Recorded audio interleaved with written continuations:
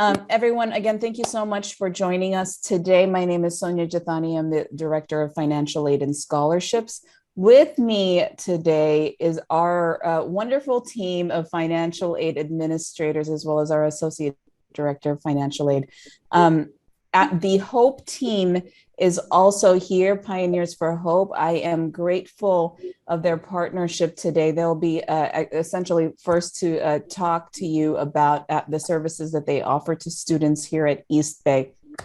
Another lovely person who is joining us today is Bree Gardley, our wonderful scholarship specialist, who will be talking to you about our scholarships, the scholarship applications that we are going live with starting this November. So be sure to hang in there and take lots of notes. We will be sending a copy of the presentation to you once we are done.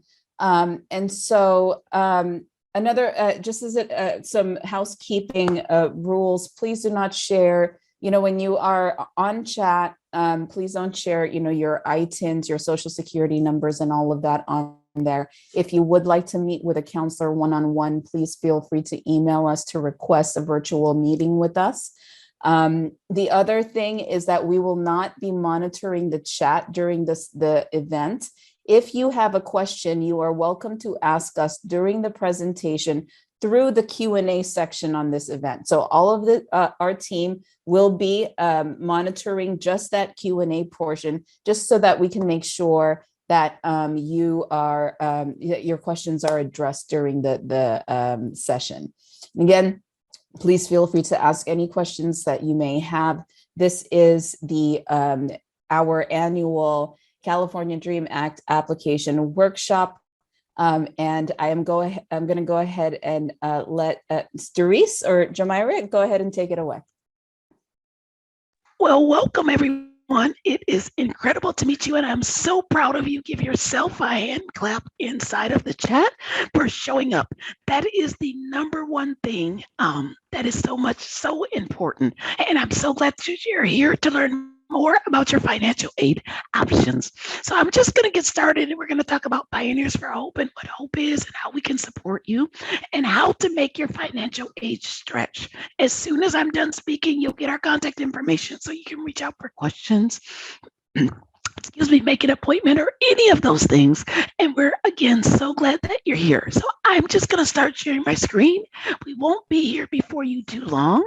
And then we'll go ahead and get started with, let's see, there we go. Can everyone see my screen okay? Sonia, give me a thumbs up, thumbs down. Okay, great. So Pioneers for Hope, we're gonna talk about making your financial aid stretch with basic needs and CalFresh, and what that means for folks who may be applying for the CADAA application. So CalFresh and Pioneers for Hope is open to everyone. So we want to make sure that you're aware of that and know that that is a great opportunity for you to connect and participate in Pioneers for Hope. Charmaine is here. She's going to help with the presentation. So HOPE stands for Helping Our Pioneers Excel. And Charmaine, do you want to go ahead and unmute your camera and introduce yourself as one of our student leads here at Cal State East Bay? And I will move the slide share for you. Hi, thank you for introducing me. I'm a part of Pioneers for Hope. I am the lead virtual programmer, so I am responsible for making our Instagram content, hosting our workshops, and also facilitating in presentations, just like this one. If I may, share my screen. Okay, do you want to switch it out? We can do that. I'll stop sharing. There you go, Charmaine. Thank you. One moment, please.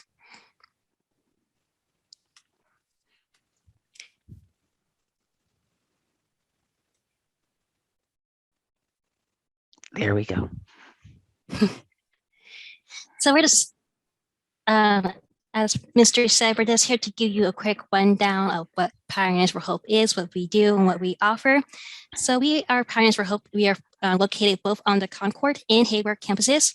We offer services such as like the Bead Pantry, We offer emergency assistance, and most importantly, we help students qualify for CalFresh. I believe Ms. Doris said herself that 85% of the campus qualifies for CalFresh. So it's definitely an important resources that you qualify for, and you still utilize it because it's for free. So when I say emergency assistance, what does that mean? Well, as we know, as being a student, I'm a grad student myself, there's certain times where we come to a crisis. We're having a personal circumstances, especially with this pandemic, we're all in a loop and we're still we're coming back from that. So what do you do when you have an emergency crisis, a food emergency, a housing emergency? I ran out of all my meal swipes because I'm a freshman. I used it all in the first month. So what do you do in this kind of situations? Well, you can apply for emergency assistance, which is offered through the Hope for Pioneers.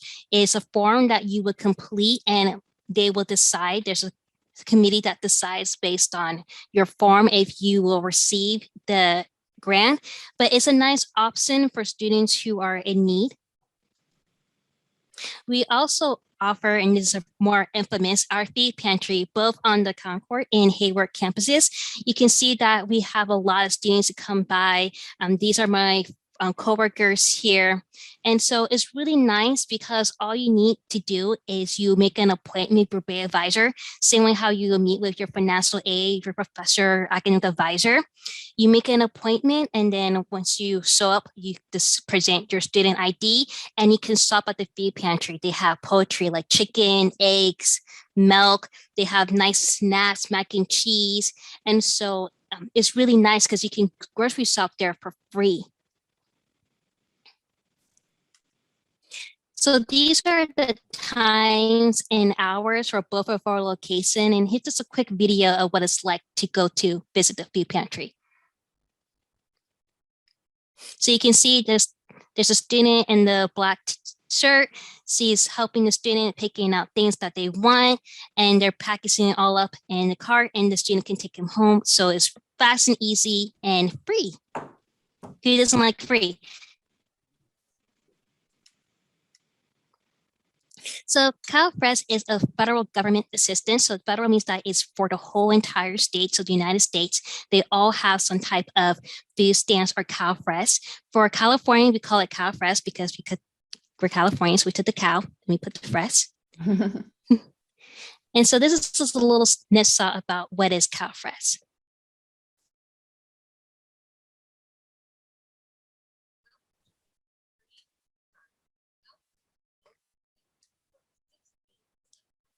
Oh, sorry.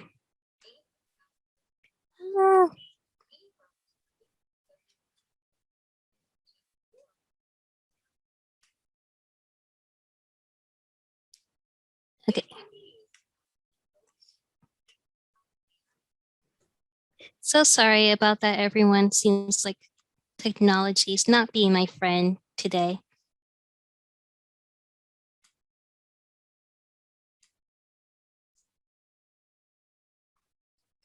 So we're just gonna skip on the video because technical issues. But basically, to give a summation, is that it's a federal program, so it is statewide. Every state has this type of program. You might be more familiar with it as food stamps. They changed the name because food stamps tends to have more of a negative perception to it. It's very stigmatized. And so for the state of California, it's called CalFresh.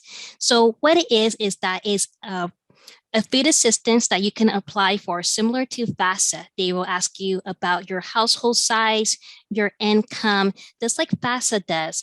And based on the information you submit, they'll see that you qualify. You get approved for a stipend. So you get the CalFresh benefits every month.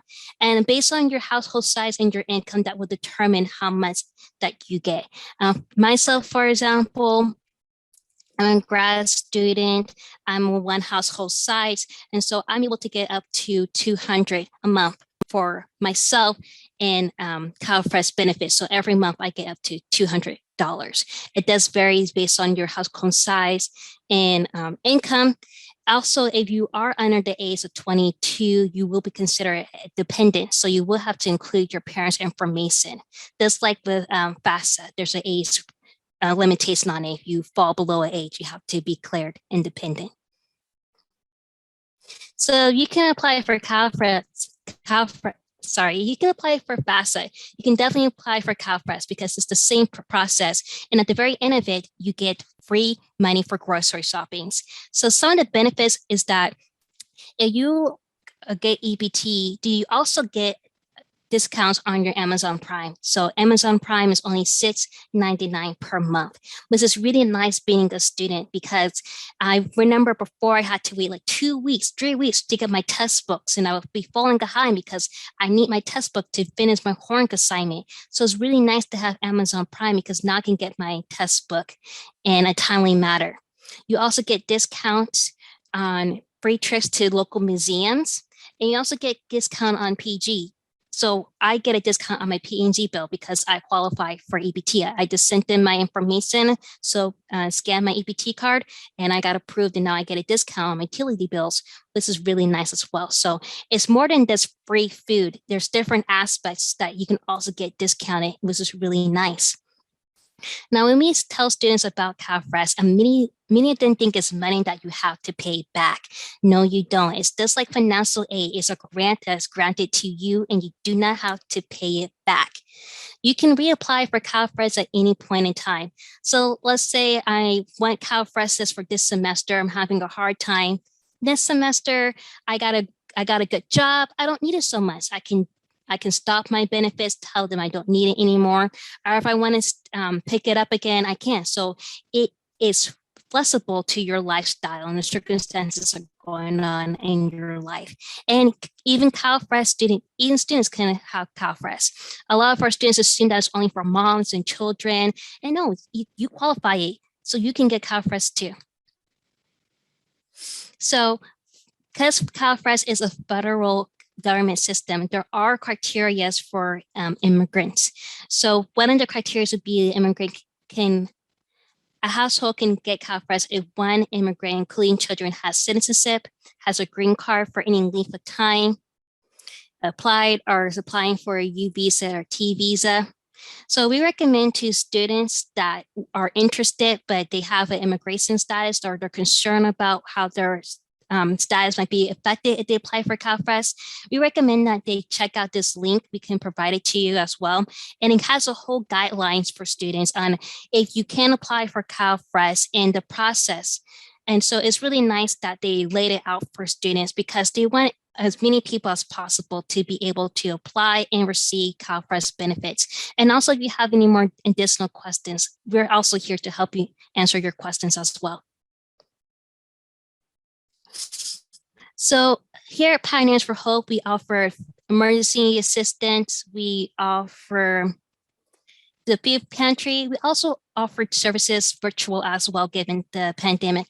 We have trivia games where we have Instagram series where we go out and we quiz the campus and we give out prizes. We have Tasty Tuesday, which is part of my programming, where I taste an exotic fruit like dragon fruit that you may have not ever heard of, or maybe you can afford, but now that you have your CalFresh benefits, you can afford to try these exotic fruits and expand your horizons and really dive into diversity and inclusivity by eating different cultural foods.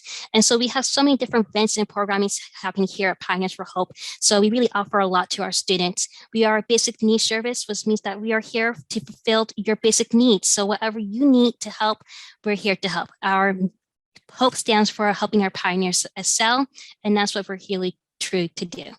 So here's our contact information, and thank you so much for letting us talk to you today.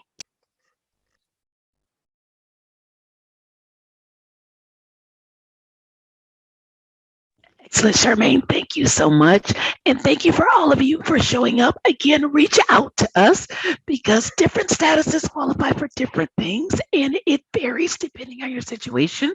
So we'd rather work with you and your family to get access to benefits than have you self-reflect and say, oh no, I won't qualify, because that's not the case in all cases, not just for CalFresh, but other community resources. So we encourage you to connect with us as soon as possible. And with that, I'm going to turn it over to Bree Cartley. Thank you all for having us.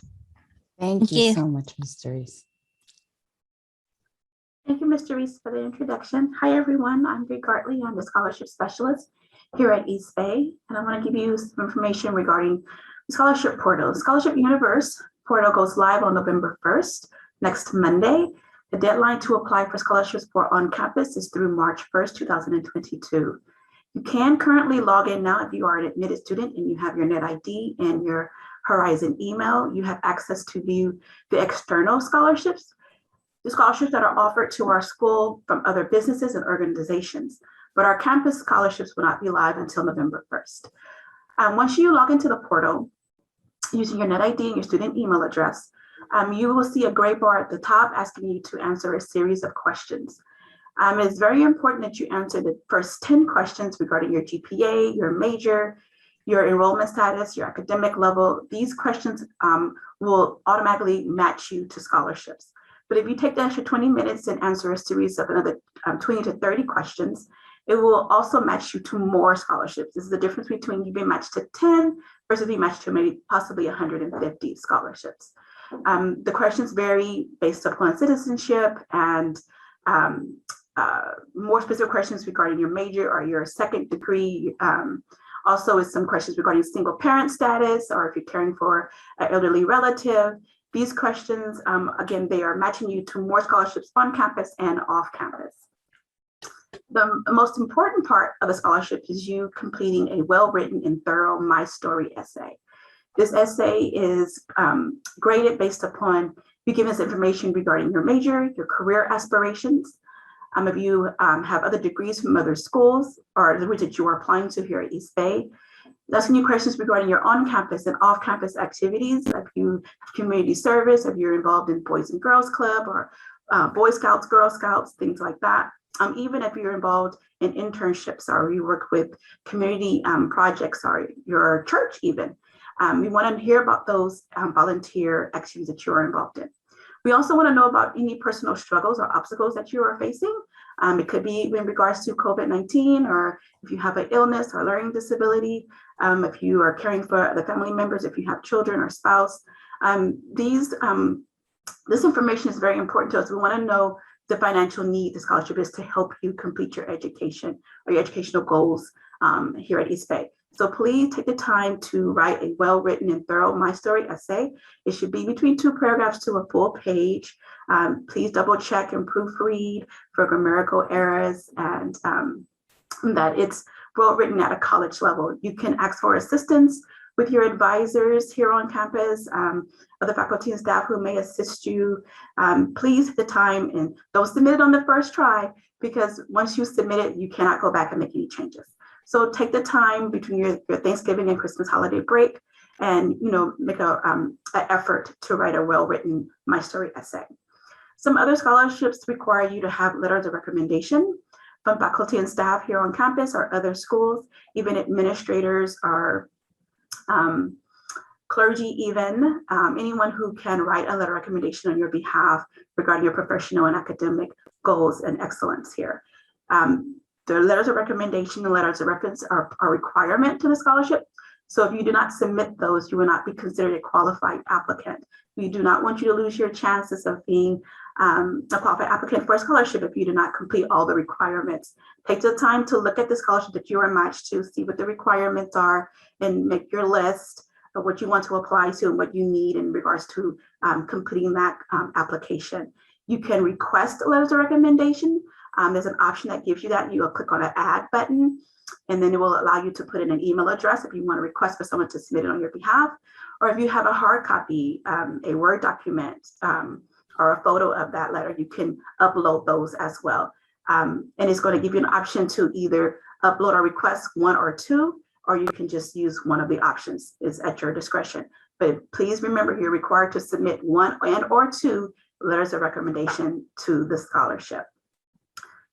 You will also see updates in your email that if you have pinned scholarships or scholarships that you haven't completed, you'll get regular reminders that the scholarships will close at a certain deadline.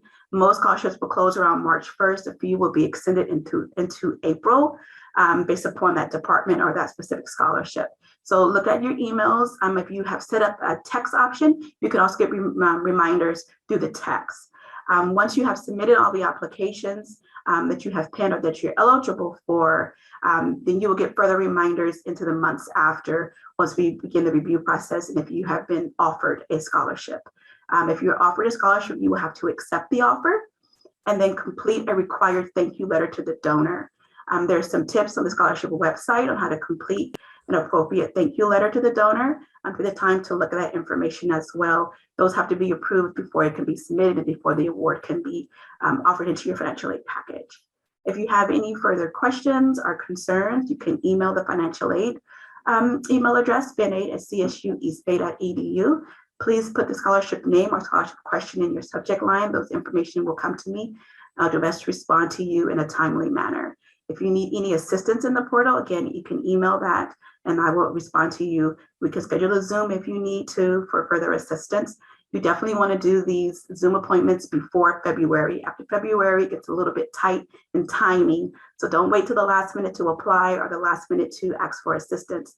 Once the scholarships are closed on March 1st, we can't go back and allow you to reapply or fix anything. So take the time between now and March to make those appointments and ask for assistance in applying for scholarships. We have almost 200 campus scholarships here at East Bay.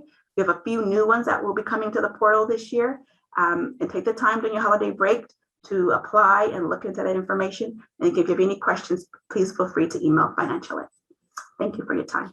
Thank you, Bree. Hey, before you go, can I ask a few of the most important questions that the students might be thinking about right now? Sure. How much money we got going? Like if they apply, let's talk about the presidential scholarships and the CSU system-wide scholarships. So the Cal State East Bay's prestigious scholarship is the Presidential Pioneer Scholarship. It is offered to incoming freshmen and incoming transfer students for the first time. The award amount is for $10,000, split evenly between the fall and spring terms. If you are an incoming freshman, you will need to have a 3.5 GPA. You need to be full-time enrolled here at East Bay, and you will need to complete the application process and submit 2 letters of recommendation. If you're an incoming transfer student, you need to have a 2.7 GPA and complete again the letter of recommendations and apply to the scholarship. Every term, we will confirm your eligibility based upon your GPA status and your enrollment status, and the scholarship is automatically renewable for you. It is the highest award scholarship here on this college. Most of the scholarships range between $250 to the most highest, again, is the $10,000. The average scholarship award is between $500 and $1,000. Most are awarded in full during the incoming fall term, which would be fall 22, excuse me. There are a few that will be split evenly between the fall and spring term. If you are a graduating student in this incoming spring, which is spring 22, you would need to check with your department for scholarships that they will possibly award you in spring, but the majority are awarded for the incoming fall. So you need to be enrolled in the incoming fall to receive those scholarship awards. Thank you so much, Bree. Yes, I'm always so excited to talk about the money, the amount of money that so many students forego by not submitting the scholarship application. Our audience right now consists of new students, admitted students in the spring, admitted students in the fall 21 semester, and continuing students. So this also goes for you. We do have these CSU system-wide scholarships, again, like Bree said, that vary between hundreds to thousands, tens of thousands of dollars. And so please make sure that while you're marking your calendars every year to submit your FAFSA or your California Dream Act application, that you also mark your calendars for the Pioneer Scholarship application, because there is nothing more that we love to do than to give money to you. Right. So in order to have that happen, we need to see your application. Right? Okay. Thank you again, Bree. Okay, everyone. Now, the moment that we've been waiting for, we are going to go through your California Dream Act application now. So let's go ahead and get started. Okay, before we get started, please, again, do not share any of your private information on here. If you would like to reach out to a financial aid counselor, you can either call us during our phone hours, or you can email us to request a one-on-one virtual meeting with one of our counselors, all right? So now let's go ahead and talk about the important dates. Again, the 22-23 California Dream Act application was available October 1. The priority deadline is March 2, 2022. Please do not wait until March 2 to submit your application. A lot of the fundings that we have are limited and is awarded based on a first come, first served basis. And so you don't want to wait until March 2 to submit that. We will be hosting other more workshops as we get closer towards March 2 to make sure that you have submitted your application. But again, please do not wait until that time. The 22-23 Chafee grant application is also available starting October 1. This is for foster youth. Please check it out. Submit also. The priority deadline is also March 2. The Pioneer Scholarship application, November 1, that's coming up shortly. This is for scholarships for the upcoming 22-23 school year. For students who are starting in the spring 22 semester, we do also have external scholarships available through that application portal. So if you have just been admitted, all you need to do is get your net ID in order to sign in. Another point to make is that we will be contacting you via your Horizon email account. So if you just got here, if you just got admitted, make sure that you are monitoring your Horizon email so that you know what to do, right? Because we'll be reaching out to you in situations where we need additional information. Okay. So when you sign in to dream.csac.ca.gov, this is the screen that you see. If you are a returning user, all you have to do is click on the returning user. FYI, you guys, last weekend, if you were a returning user, you probably would not have been able to sign in. I had a difficult time. So at this, they should have, fixed that issue now. So if you're returning, you should be able to do that. If you are a first-time user, what you want to do is go click where it says new and first time. They will ask you to register your information so that you can create an account and submit your California Dream Act application. Once you are able to register in, this is the first thing that you will see.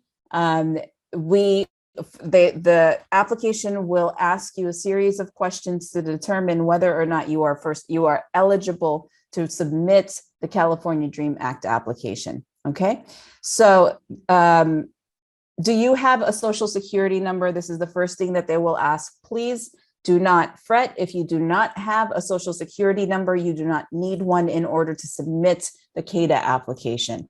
But again, asking you a series of questions just for, demographic information and all of that. Now, this is very important. In order to be eligible for financial aid through the California Dream Act application, you need to meet the AB 540 criteria. In fact, for all of you who have just been admitted at East Bay, in order for us to be able to release your financial aid, we need to be able to have your AB 540 affidavit on file. So if you have not submitted your AB 540 affidavit, we will not be able to provide you with your financial aid. Make sure that you are reaching out to the admissions office if you have not already done so to inquire about this AB 540 affidavit, to make sure that they have this on file. Again, when the time comes when we start awarding students, we will not be able to provide you with the disbursement of your financial aid if we do not have this AB 540 affidavit on file. So what is AB 540 criteria? So you meet the AB 540 criteria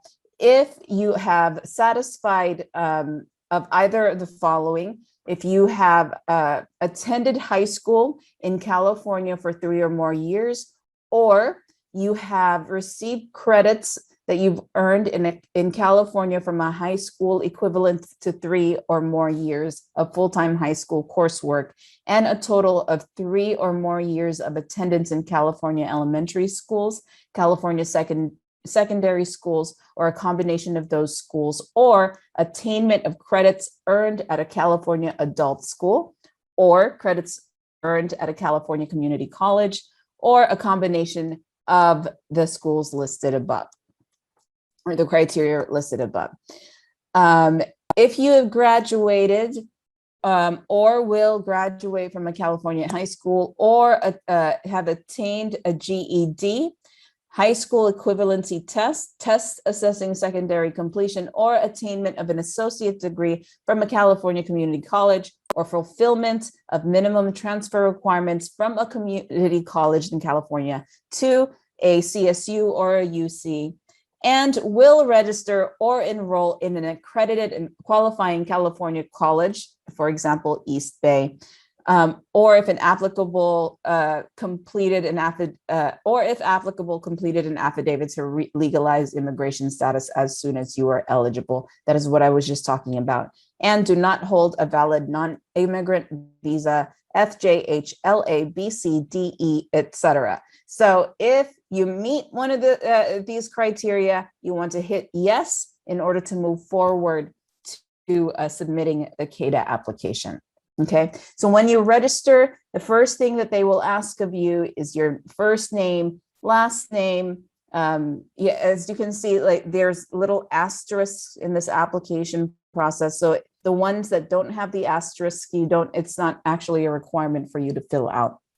You also want to create a user ID, and then put in your mailing address and contact your phone number. Okay.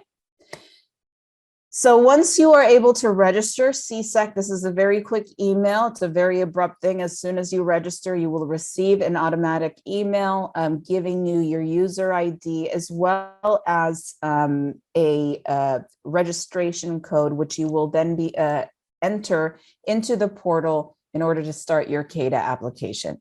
Okay, so this is something that you will be receiving via your email. Now, once you're able to sign in, this is what you see. So for those students who are admitted for the fall 2022, spring 2023 school year, you want to submit the 22-23 CADAA application. For those students who have been admitted for the spring 2022 academic term, you want to submit your 21-22 CADAA application, okay? Also, if you were admitted for the spring 22 school academic term, you might as well submit the 22-23 CADAA application since you're going to be here anyway, right? So make sure that you submit both. That's a way better idea, okay?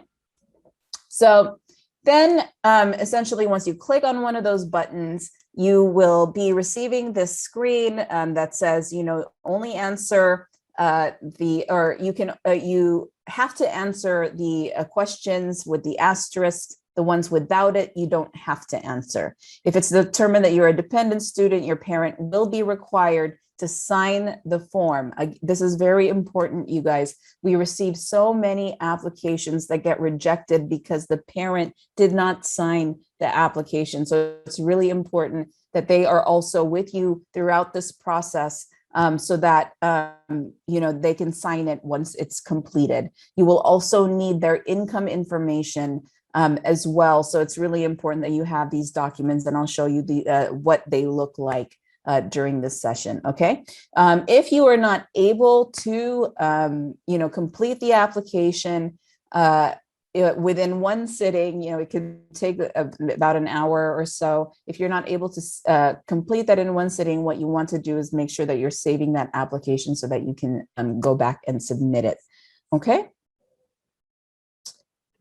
All right. So once you get into the application process, you are going to be asked a series of questions regarding your demographic, the schools that you have attended and will attend, your dependency status, and your financial status. If you are deemed a dependent student, they will be asking information about your parents' demographics as well as their financial status as well, right? So this is the first screen, very simple information, your first name, your last name, as well as your social security number and your date of birth. Now, if you do not have a social security number, that's totally fine. If you don't have an ITIN number, that's totally fine. You don't have to fill that out because, again, it does not have an actual asterisk, right? So just so that you're aware on that.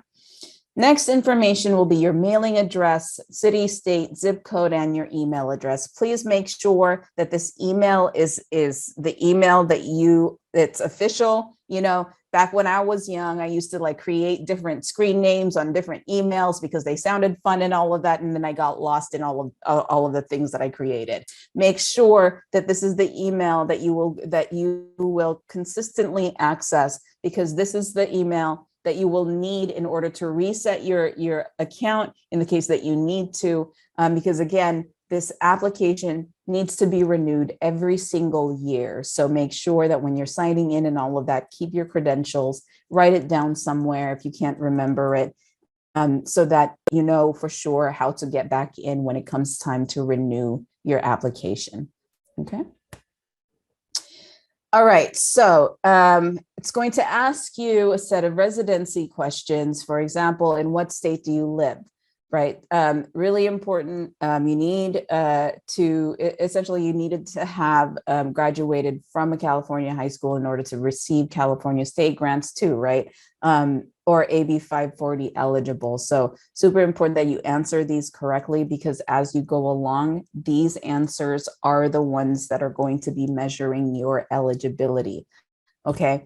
And then just as a tip, something that really helped me as I was going through this application is this little button right here where it says auto hint.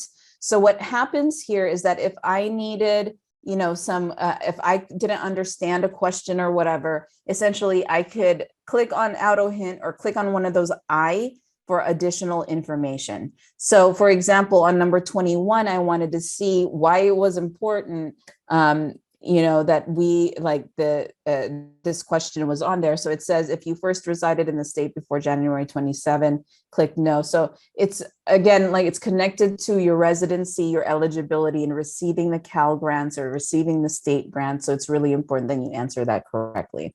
When did you first begin to reside in the state? That'd be something that you'd have to also enter. Just month and year is fine. Okay. Also, now they want your permanent phone number, your statewide student identification number. Please note that if you don't have an SSID, there is no asterisk on here, so it's not necessary that you have to submit it. But what is a statewide student identifier? This is not a social security number. Essentially, you want to reach out to your high school if you don't have an SSID. And if you don't have it at all, if you did not attend a public school in high school in California, you can leave it blank. It is supposed to be 10 digits. All right. Cell phone or alternative phone number, your driver's license or your state ID, if you have it, and as well your gender. Now, the reason why they're asking for the gender is if you are a male and you're at or over the age of 18, in the past, you would have been required to register for selective service. This is no longer a requirement, but again, they're still asking for it. As you see, there's an asterisk on there, so you want to answer accordingly. Okay. So, I think I've already gone through this one. All right, so now we get into a little bit more of the nitty gritty about you. Okay, so these are questions about your essentially the dependency, actually. If you are a married student, you would be considered an independent student in the eyes of the State Department. If you are not, if you're single, it may be that you might actually be a dependent student, given if you don't have any dependents yourself. All right, so please answer that accordingly. Your citizenship status. Again, this application is for non-citizens, those who are eligible or AB 540 eligible. So if you are a citizen, please make sure that you come to our FAFSA workshop tomorrow, because this is for the California Dream Act application. So again, you want to answer this accordingly. Again, there is an asterisk there, so it's really important that you answer that. Otherwise, you will not be able to move forward with the application process. Okay, so your education information. What will your high school completion status be when you begin college in 22-23? You want to make sure that you indicate that you have actually graduated high school, you were homeschooled or something or completed GED or something of the like, because we need to make sure, again, if you are coming into college, we need to make sure that you are eligible to be admitted into college in order to get financial aid, right? That you have the ability to benefit. Okay. Will you have your first bachelor's degree before you begin the 22-23 school year? Answer yes or no. This is actually also a dependency question that they want to know. All of these questions that are being asked of you, most of them, if not all, actually determines your eligibility in receiving your financial aid. So you want to make sure that when you're submitting this information that you check it and that you make sure that it's accurate, okay?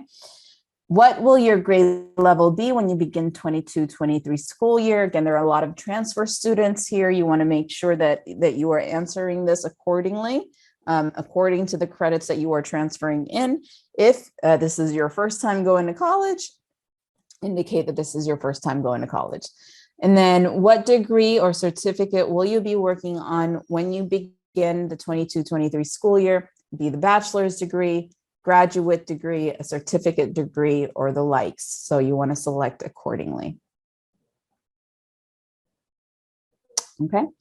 So again, these are drop-down questions, right? So again, on here, for example, what will your grade level be? You drop down, and these are the types of answers that you have to select, either that you've attended school before, but that it's still your first year, you're a sophomore, junior, senior, other type of undergraduate. You know, it's a big push on, you know, having completed the college years in 4 years. I don't think that that's really realistic when it comes to, you know, the time that we need in order to graduate with our degree. And so on here, it will show you also a selection of whether if you're a fifth year or other undergraduate, whether you're a graduate or you are continuing professional student.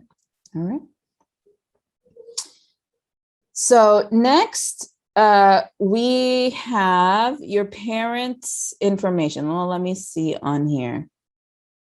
Right, we go into then your parents' information. So you're a dependent student. If you are deemed a dependent student, essentially that this information is what you will be asked.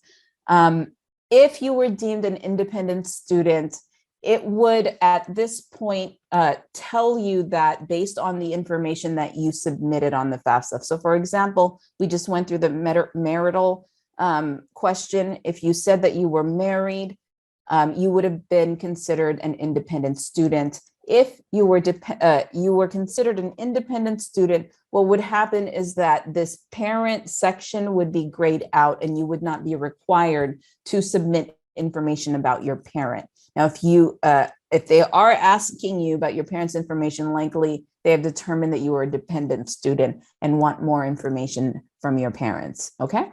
So parents' education completion, general information, of course, they want to know what was the highest level of education of your parents, of, you know, one or both of your parents. Again, notice that there's no asterisk over here. And so just make sure that you're answering that on here. It says on here, some financial aid is offered based on the level of schooling your parents completed. This actually is new to me. There isn't an asterisk over here. So really, you don't really need to submit that information on here, but just as an FYI. All right, next part of the application would be your school information. Again, we want to make sure that you have graduated your high school. So very easy way of doing this. Essentially, you can type down your high school name on here, or you can search your high school by hitting search. I believe that actually you're not going to be able to move to the next one until you're able to find your high school on that menu. So it will, so essentially what you can do is, you know, enter the school state on here, the high school city, and then you can actually search with a a lot of names will pop up. And if the school isn't actually there, you can click on that little box over there that says high school not on list. Okay. The next thing that I want to talk to you about in the next page is your college, right? So the application in itself is administered by the California State Commission, I apologize, the California Student Aid Commission. They need to know what school they need to be sending your money to, or this application to, right? So super important. The way that you do it essentially is what I did was I typed down CSU and I hit search, and it showed me a list of all of the CSU campuses, and I picked East Bay. And so that's how I found it. So again, very important that you add the school that you are going into. If you're coming to East Bay, which I hope you are, you want to make sure that East Bay is on there. You can also search us through our OPE ID, which is 001, right here, 3800. If you are still applying to other different schools or whatnot, you want to add them here too. I believe that you can add up to 10 colleges in this application. And then another thing to note, once you submit it, you guys, and once you pick the college, what you're going to need to do is create an ID through web grants. And this is a slide that we'll be going through next. It is not enough to just register for an account through CSAC so that you can apply for the California Dream Act application. You have to also create an account through the web grants portal so that when it comes time, you can tell them who to send that money to. So very important. If you don't tell them what school you're eventually going to, and you added 10 schools over there, they won't know who to send that money to. So it's super important that you create a web grants account so that you can let them know once you have made your decision who to send your Cal Grant or state aid funding to, okay? Another important thing is to indicate whether you will be living on campus, you are going to be living with your parents, or you are going to be living away from your parents but off campus, maybe sharing an apartment or getting your own apartment. This is important because this is also a determining factor of your financial aid eligibility. Okay, so super important that you enter in whether or not you're going to be living on campus. This also determines what we are able to package you when it comes to your financial aid. All right. Okay, so now we get into more of the dependency questions. I think what I did was actually do it backwards on this thing. So they will ask dependency information to determine whether or not you are a dependent student or an independent student.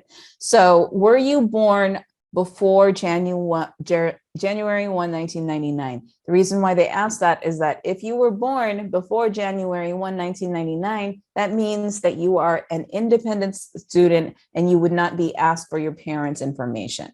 As of today, are you married? If you are married, you'd be considered an independent student. If you are separated but not divorced, you want to also answer yes. At the beginning of the 22-23 school year, will you be working on a master's or doctorate program? You want to answer yes if you are a grad student. They actually offer the Golden State Teach Grant on here. So one of the big funding items that came out from CSAC this past year or and a half. So you want to indicate that so that what will happen is that if you are an independent student, this will bypass the parent information that you'll have to submit. Okay. Do you now have or will you have children who will receive more than half of their support from you between July 1, 2022 and June 30, 2023? If you have kids, you are considered an independent student. Or if you have dependents who are not your children that who will receive more than half of their support from you between now and June 30, 2023, you will also be considered an independent student. Now, listen though, if, for example, if your grandma lives with you, but grandma is making their own money, right, and you're not really supporting them with more than half of their living expenses, grandma is not a dependent. Okay, so very important that you pay attention to that. If you have any detail, if you need more details on it, again, click on that little I button or click on auto hints so that it could pop out with additional details on how you can answer this question. Okay. Are you currently serving on active duty in the U.S. Armed Forces for the purposes for purposes other than training? If you hit yes, you're an independent student. Are you a veteran of the U.S. Army? Students who say yes are considered independent. At any time since you turned the age of 13, were both your parents deceased, or were you in foster care or as a dependent or ward of the court? Say yes, that means you're an independent student. Very important. This is also the department that actually also administers the CHAFE grant, you guys. So if you were in the foster youth system, you want to make sure that you answer correctly on this and that you check out that application process, because this means thousands and thousands of dollars of financial aid that you can receive every year from the State Department, okay, on top of your tuition, okay, on top of tuition related aid, okay? So important that you answer this correctly. As determined by a court of in your state or legal residence, are you or were you an emancipated minor? Did you take your parents to court and get emancipated? Do you have the documentation to provide that? If you are an emancipated minor, you want to hit yes on that question so that you can be considered an independent student. Does someone other than your parent or step parent have legal guardianship of you as determined by the court in your state or legal residence? If that is a yes, you want to answer that, but also make sure that you also have the documentation to provide it in the case that that the State Department flags you for verification.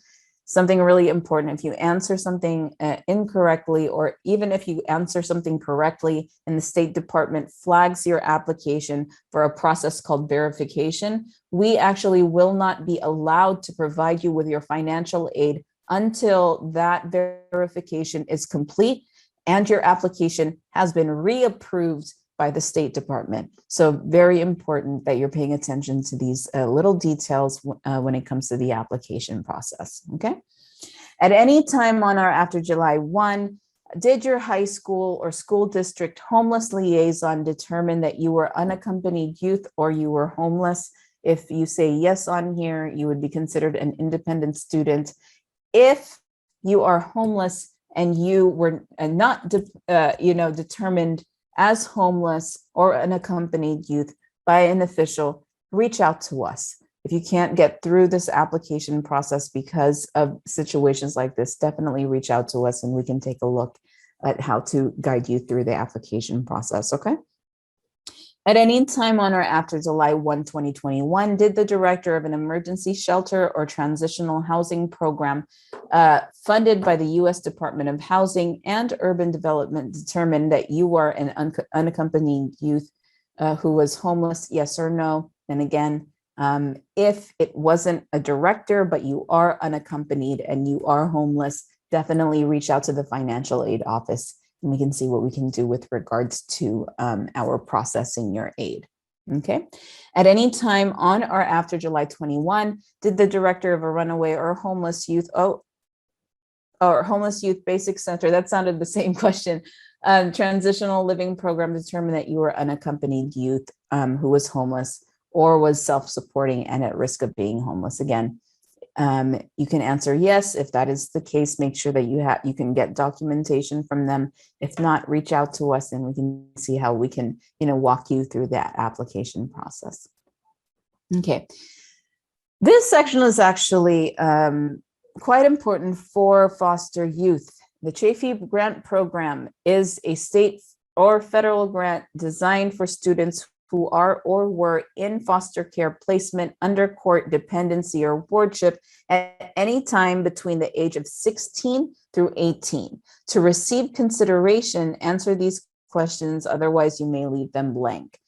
If you were considered a foster youth between 16 and 18, I would definitely urge you to submit, answer these questions, because this can mean, I think, up to $6,000 a year in funding on top of tuition covered, right? So super important that you answer this, you guys.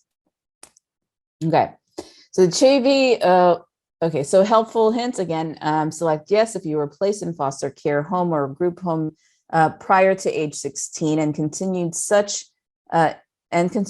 placement for at least one day beyond your 16th birthday. Say yes if you're if a foster care dependency or wardship case was open sometime between 16 and 18 years old. Hit no if you were adopted, placed in a legal guardianship, kin gap placement, or reunified with your parents prior to being age 16.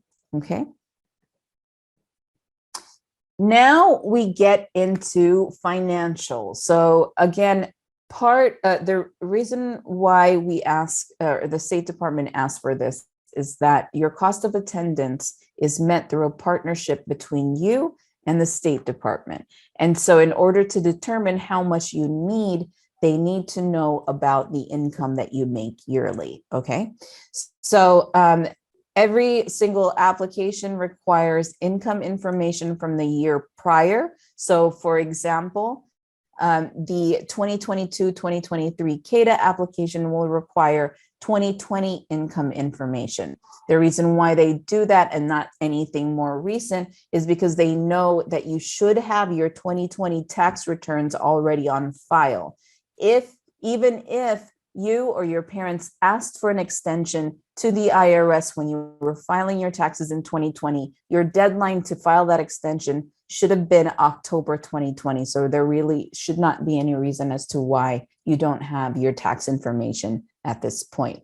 Okay, so if you have any questions about that, definitely reach out to us and we can talk to you more about it. But again, you guys, this is not our money. This is not, CSU East Bay's money. This is state's money. So in order for us to be able to get you your financial aid, we need to meet the requirements that they are asking of you within this application. Okay, so we first go with your student information on here. And again, if you didn't make any money in 2020, this is easy. All you have to do is I didn't file taxes, I didn't make any income, put zeros on your answers under the student financials, and you're done, right? But if you did, it's going to require that information in this application. So again, for 2020, have you completed your IRS income tax return or another tax return? So in 2020, did you make enough money to file a 2020 tax return yourself as the student? If you did not file taxes, or if you were not required to file taxes, you want to say will not file on that answer. What income tax return did you or will you file for 2020? There are several answers that you can give if you hit the drop down menu. Typically, it should be a 1040 form. If you filed taxes in a foreign country, you want to hit, a foreign country on there. What was or will be your tax filing status for 2020? Essentially, what you can do is take a look at your tax return to see what the tax filing status is. So let me actually show you what that looks like. 1 second. So in order to see what your tax filing status is, you go to your 1040 form. This is what a 2020 1040 looks like. The top page at the very top where it says filing status, you'll essentially answer according to what is check marked at the top of that form. Okay, that would be your filing status. Typically it's single, married filing jointly, or married filing separately, according to what your particular status is. Okay, so let's go back to this. Did you or will you file a Schedule 1 with your 2020 tax return? So what is a Schedule 1? The easiest way to do this is that if you had your tax returns put together already, you would, that would be part of your 1040 form that you filed with your IRS. So a Schedule 1 typically looks like this, top left-hand corner. it'll say Schedule 1. Top right-hand corner, it'll say 2020. Okay, so if you did file a Schedule 1, you should have that document with your tax return. If you did not file a Schedule 1, you would not have that document with your tax return. Okay. All right, so let's get back. Okay, so we're done with this page. Okay, so for the purpose of this presentation, essentially what I'm going to do is skip your financial information because I want to go into your parents' information. Your financial information is exactly that questions that it will ask you is exactly the questions that they will ask of your parents. So I don't want to waste your time and go double time on this. Let's, for the purpose of this presentation, I will put you are not going to file so that we can go move forward towards your parents' information.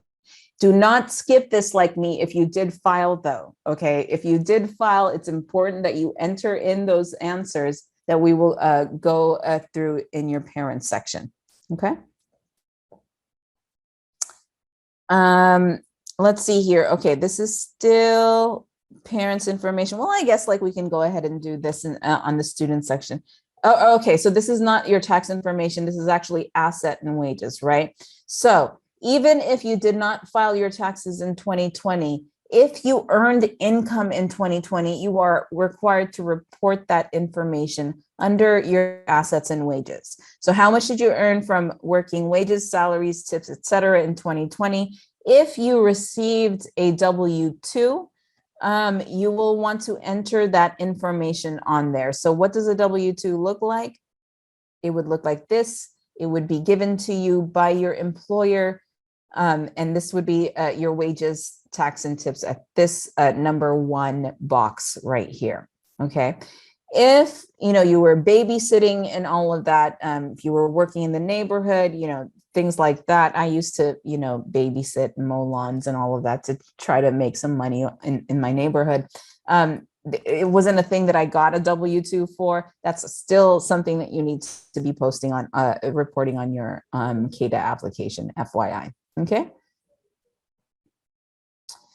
All right. So the next thing is, as of today, what is yours or your spouse's total current balance of cash, savings, and checking? So the California DREAM Act application is a snapshot of your financial status at that point in time, at the point when you are submitting your CADAA application. So what they want to know is how much do you have in your savings and checking account at that point in time. So make sure that you have access to that balance information and enter it there. As of today, what is the net worth of your investments, including real estate? Please don't include the actual primary home that you live in, right? That is not part of your real estate assets, or that's not something that they would consider as your real estate assets. If you, for example, own an Airbnb, that would be something that you would have to put into here. If you own some stocks, some investment accounts, that's the assets that you would post on here. So how do you know what the net worth means or what net worth is? What you want to do is take the difference between the value of your asset and how much you owe against it. So for example, if you own an Airbnb, and you look at Zillow.com and you look up, you know, the address of your Airbnb, you'd get the market value of that actual place that you own. And then you take the difference between that market value and your mortgage balance, how much you owe on that. And so that would be the net worth of your investment or your real estate. Okay. As far as net worth of your investment, that would be something of your balance. If you own stocks, how much it's all that total is worth. It's not something that you have to put like your yearly dividend on. You want to put your entire worth of your balance on there. Okay. Let's see here. The next thing, as of today, what is the net worth of your business or the business of your spouse? If you own an investment or a business that employs more than 100 employees, if you do not own a business that employs more than 100 employees, you don't need to answer that question, or you can just put 0 on there. Okay. How much did you earn? Oh, I guess, and this is, again, this is just a screen that shows the help and hints section on here. You can either just turn it on where at the top over there, it says auto hint right here. Or you can, close it, because sometimes it gets to be annoying and very long or whatnot. If you want to close it, you can close it. But if you come across, a question that you don't know an answer for, you can hit that little I button there to get an explanation from that. If you did, okay, we already talked about the 1040 on here. So let's go ahead and move forward. All right, so additional financial information. Enter the combined amounts of you and your spouse if you're married. Let's see here, child support you paid because of divorce or separation as a result of legal requirement. Don't include support of the children in your household. So you want to enter that if you you paid child support. Taxable earnings from need-based employment programs, just like federal work study. If you were in a work study program administered by the state, they actually have a new program from the State Department that's also need-based. You want to enter how much you earned in 2020. Taxable college grants and scholarships. You guys, very important. These grants and scholarships, if you're a continuing student, just because you received grants and scholarships in 2020 does not mean that you put the total of that here. If these grants and scholarships required you to file taxes on them, that is the only time you want to report this. Not all scholarships and grants are taxable. They do not all require you to file taxes on them. And so if you were not required to file taxes on them, you do not want to report that on the CADAA application, okay? Combat pay or special combat pay, only enter the amount that was taxable. Again, this would be included in your adjusted gross income on your taxes. Earnings from work under a co-op education program offered by a college. Also, you want to put that on there. Generally, all of these information should be found on your AGI. If it does not include that on your AGI, then it should not be posted, or it should not be something that is claimed on your CADAA application. And the way that you note that is here on here under wages, salaries, and tips. You would be able to see whether, for example, you received a taxable amount of scholarships. It would be written down around where these little dots are that I highlighted. If you do not, if it doesn't say scholarship, combat pay, or whatever, it would not be something that you want to answer on your CADAA application. All right. So the next thing, untaxed information. So payments to tax deferred pensions and savings plan. Looks like we're actually going through this on here. Where you find this would usually be on your W-2 form, boxes 12A through 12D, coded D, E, F, G, H, and S. Don't include the amounts reported in code DD. What does that mean? Let's take a look at the W-2 form that I've got going here. This is your W-2 form. 12, box 12, 12B, 12C, 12D is what you would report, except for this thing right here, DD. You don't want to report the number that includes that DD code on there, okay?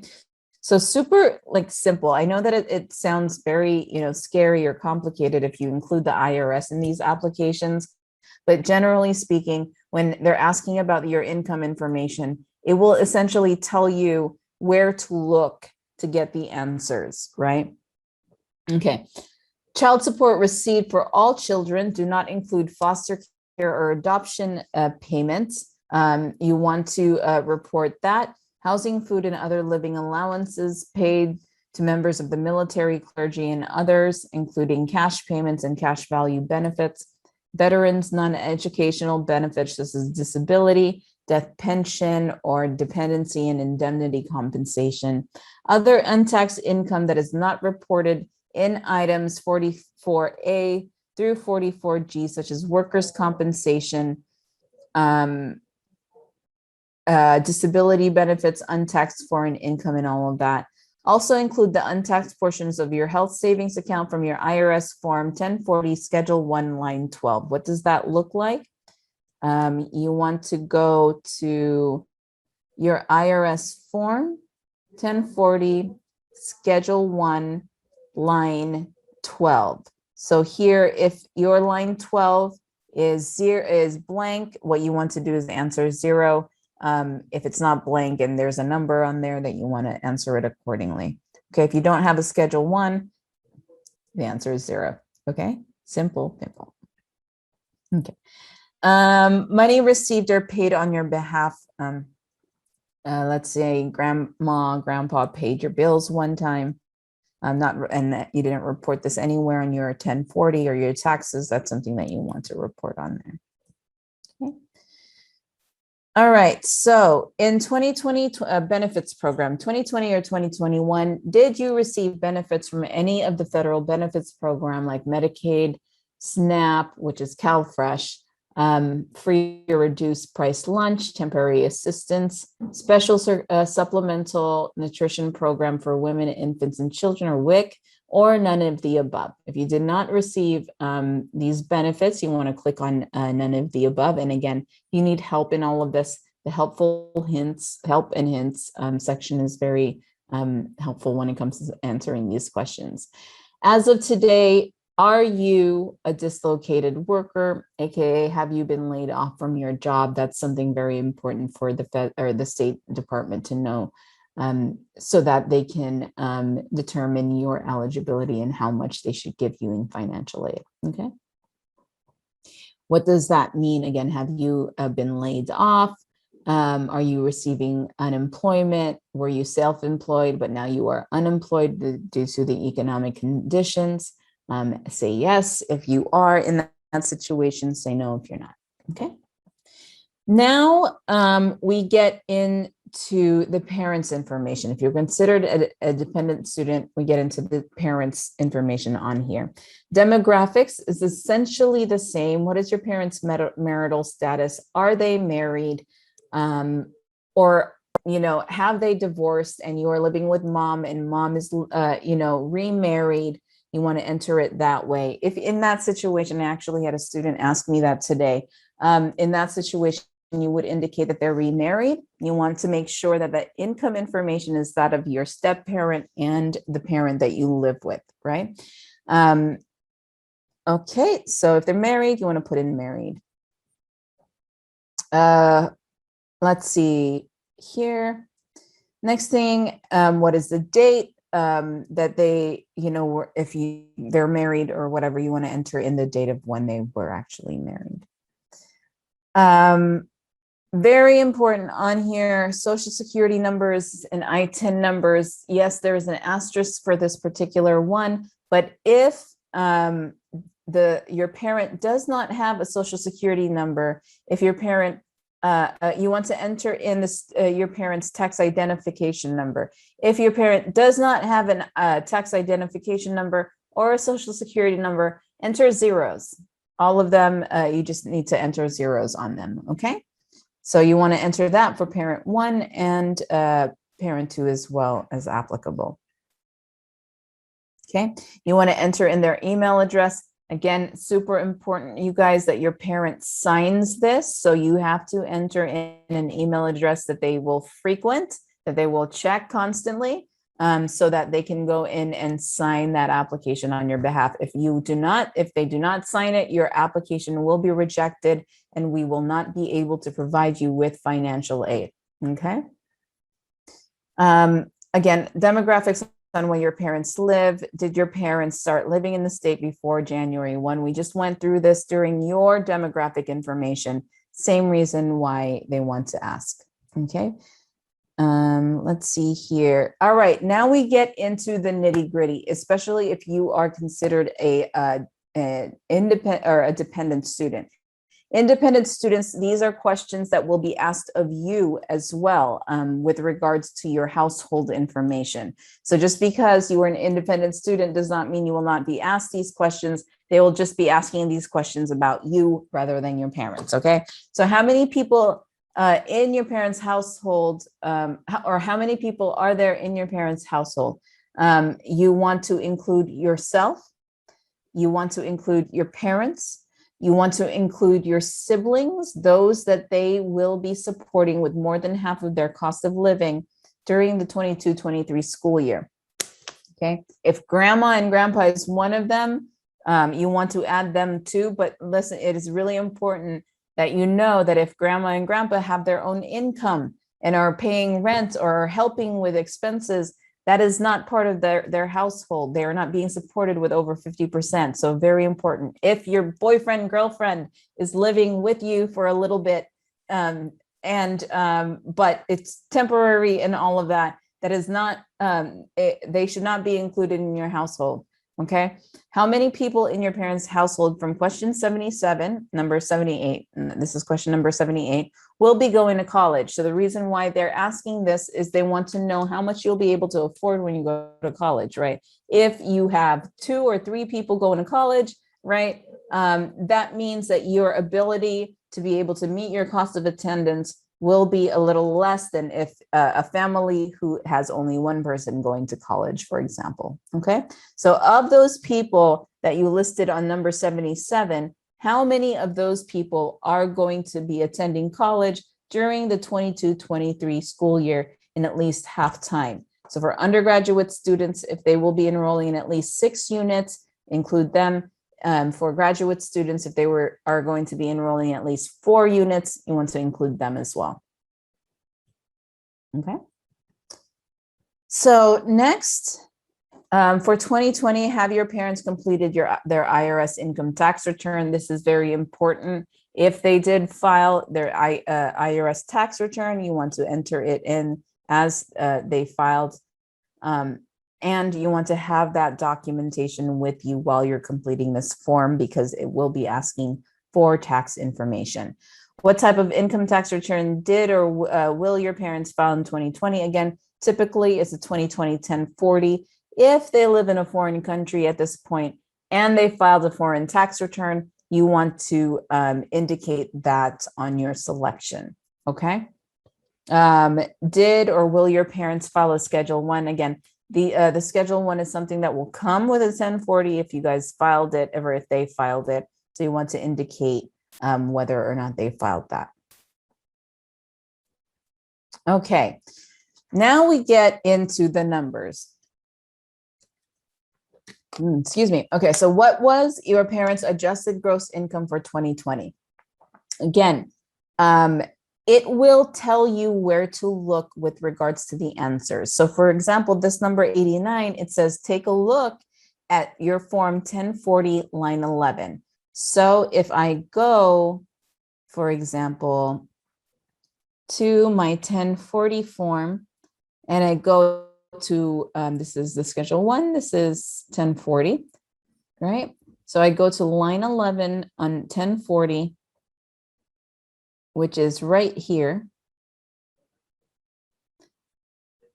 The answer would be right here. So for example, if line 11 was $1,000, the answer to your CADAA application would be $1,000, okay?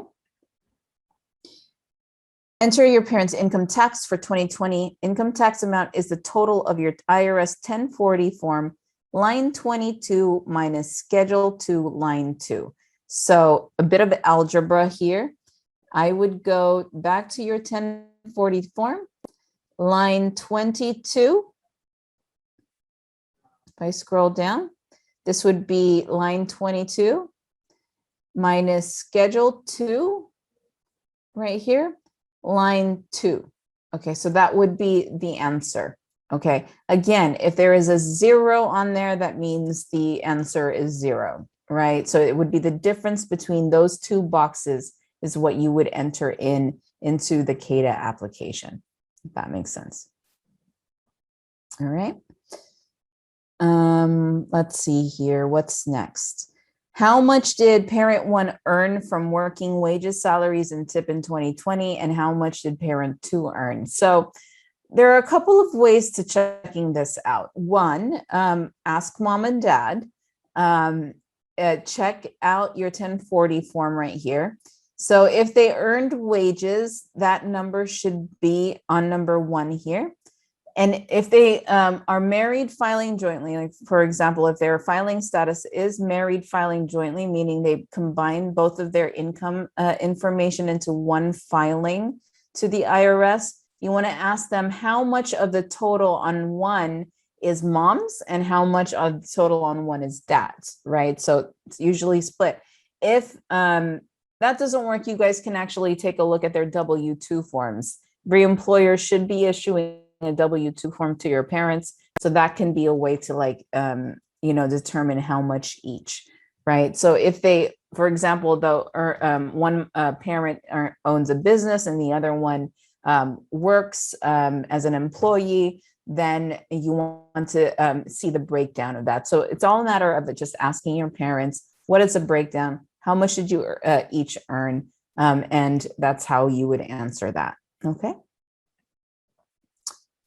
Let's see here.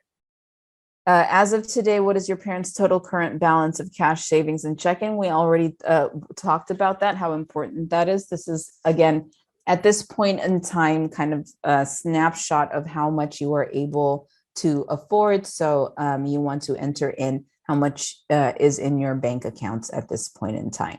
Again, investments or real estate are something that you want to enter in there, as well as a net worth of your parents' business if they have 100 or more employees. If your parents' business does not employ more than 100 employees, don't include that on there. Okay. Right, now we go on to your parents' additional information. Now, this information we already went through on your end, because again, student information, same questions they'll ask on the parents' side of things with regards to the income. So additional information, education credits, American Opportunity Tax Credit and Lifetime Learning Tax Credit from the IRS form. Again, I'll tell you, 1040, Schedule 3, Line 3. So what you want to do is you want to go to your 1040 form, your Schedule 3. If you don't have one, that answer is 0. If you do have one, you want to check that out. So Schedule 3, you can see this at the top left-hand corner. Line 3 is here. So the answer for this particular scenario would be $100. If it's blank, it's 0. If it's 0, it's 0, right? Okay.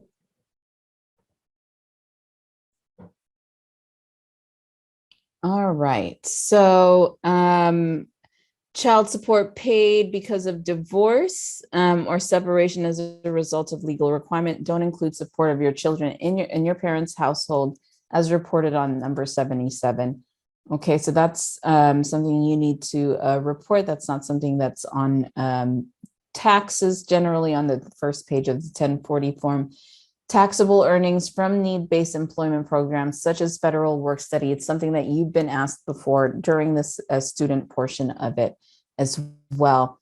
Parents' taxable college grants and scholarships. Again, very important, only include the ones that you have had to file taxes for, right? So it would be showing on your tax return or your parents' tax return under line 1 whether or not it was a taxed scholarship or grant.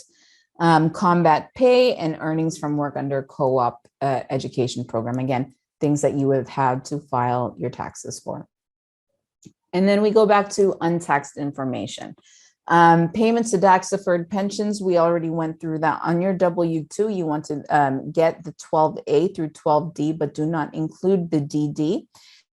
IRA deductions and payments to self-employed, SEP Simple, KEOGH, and other qualified plans. Again, you don't need to make sense of what it actually means, but it's good to really know if you look it up in the IRS forms. But where to find these answers are here. It'll indicate that to you. 1040, Schedule 1, line total of 1519. So if I go to 1040, Schedule 1, total of line number 15. So if this was 10 and 19, if this was 10, my answer to the CADAA application would be 20. Okay. let's see here. The next thing, child support received for any of the parent children, don't include foster care or adoption payment. We went through that. Tax exempt interest income from IRS 1040 line 2A. So again, you want to go to your 1040 form and you want to go to 2A. So for this particular sample, the answer is 1,000. Okay. So that's how you essentially answer your CADAA application. Then for the next one, untaxed portions of the IRA distribution and pensions from the IRS form 1040. Again, this is pretty much an algebra question, right? Line 104A, lines 4A plus 5A minus 4B plus 5B. So if you look into your 1040 form, 4A plus 5A minus 4B plus 5B. In this case, for this particular purpose, it was 0 because all of them was 100, right? So 100 plus 100 is 200, minus 100 plus 100 is 0, okay? Now, these are simple math. I purposely did that so that I could do it in my head. It might be different for you guys, so you want to make sure that the numbers are correct that you're entering in on here, okay? Housing, food, and other living allowances paid to members of the military. Again, we went through this. If you did, you know, have, your parents did have these living allowances, you want to enter that from 2020. Veterans non-educational benefits, and other untaxed income that you did not report in this CADAA application at all. You want to enter that. We also asked for you as the student whether or not you were receiving any of these benefits: Medicaid, SNAP, free tuition or reduced school lunch, TANF, CalWorks in California, your WIC, or none of the above.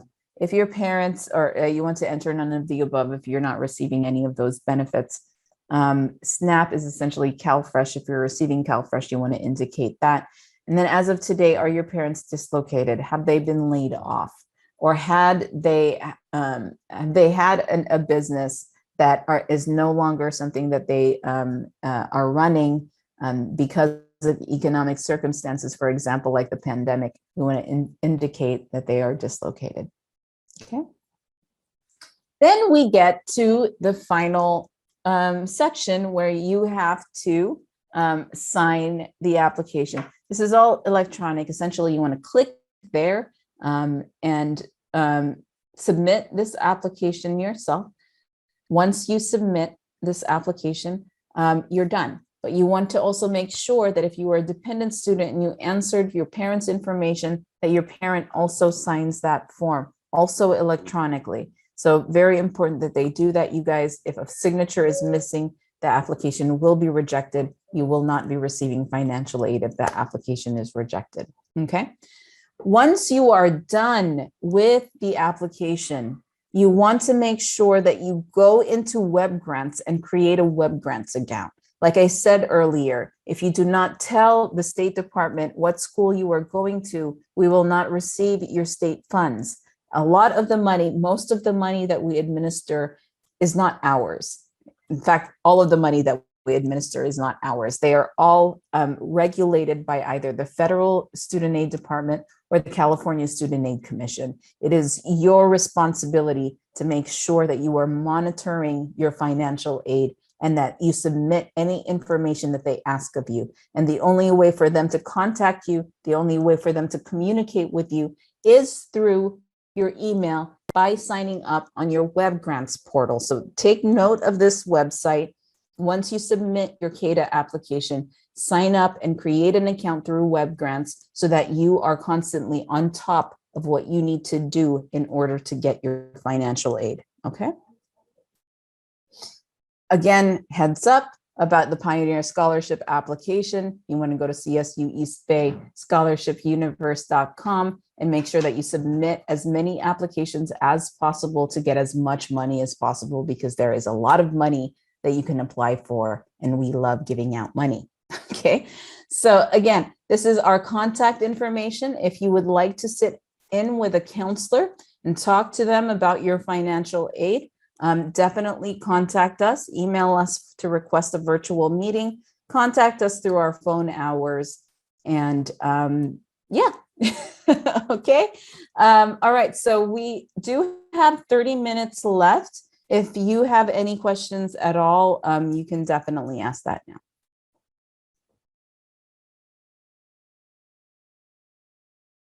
Okay, it looks like the team has done a really good job in addressing all of the questions.